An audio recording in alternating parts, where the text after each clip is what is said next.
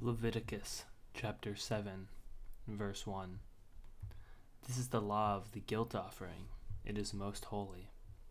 In the place where they kill the burnt offering, they shall kill the guilt offering, and its blood shall be thrown against the side of the altar. And all its fat shall be offered, the tail fat, the fat that covers the entrails, the 2 kidneys with the fat that is on them at the loins, and the long lobe of the liver that he shall remove with the kidneys. The priest shall burn them on the altar as a food offering to the Lord. It is a guilt offering.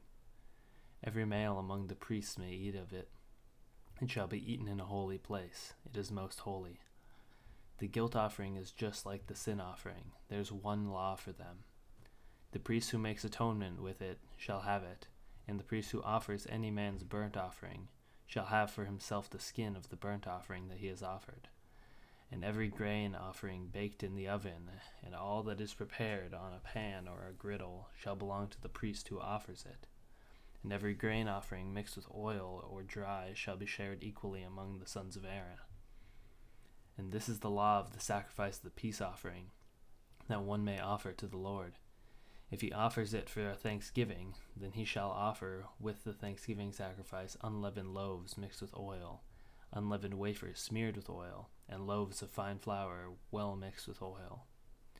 With the sacrifice of his peace offering for thanksgiving he shall bring his offering with loaves of leavened bread, and from it he shall offer 1 loaf from each offering as a gift to the Lord. It shall belong to the priest who throws the blood of the peace offering. And the flesh of the sacrifice of his peace offering for thanksgiving shall be eaten on the day of his offering. He shall not leave any of it until morning.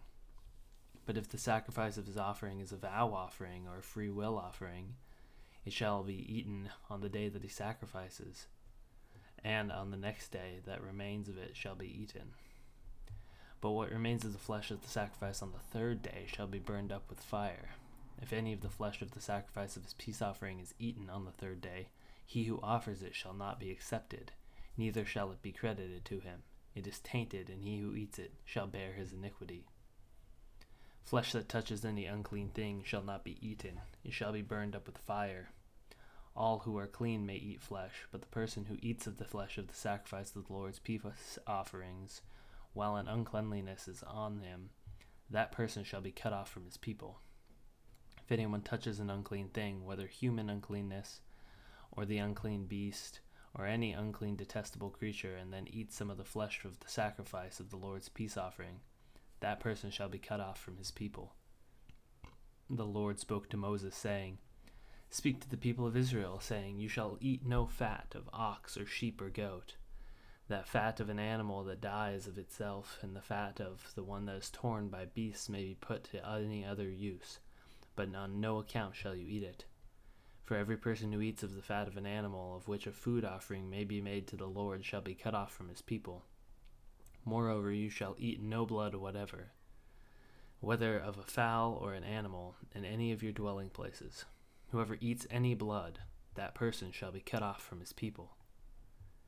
The Lord spoke to Moses, saying, Speak to the people of Israel, saying, Whoever offers the sacrifice of his peace offering to the Lord shall bring his offering to the Lord from the sacrifice of his peace offerings.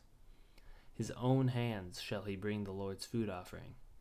He shall bring the fat with the beast, or with the breast that is the breast, may be waved as a wave offering before the Lord. The priest shall burn the fat on the altar, but the breast shall be for Aaron and his sons. And the right thigh you shall give to the priest as a contribution from the sacrifice of your peace offering. Whoever among the sons of Aaron offers the blood of the peace offering, and the fat shall have the right thigh for a portion. For the breast that is waved, and the thigh is a contribution I have taken from the people of Israel, out of the sacrifices of their peace offerings, and have given them to Aaron the priest and to his sons as a perpetual due from the people of Israel. This is a portion of Aaron and of his sons from the Lord's food offerings. From the day they were presented to serve as the priests of the Lord had commanded this to be given to them by the people of Israel, from the day that he anointed them. It is a perpetual due throughout their generations. This is the law of the burnt offering, of the grain offering, of the sin offering, of the guilt offering, of the ordination offering, and of the peace offering, which the Lord commanded Moses on Mount Sinai, on the day that he commanded the people of Israel to bring their offerings to the Lord in the wilderness of Sinai.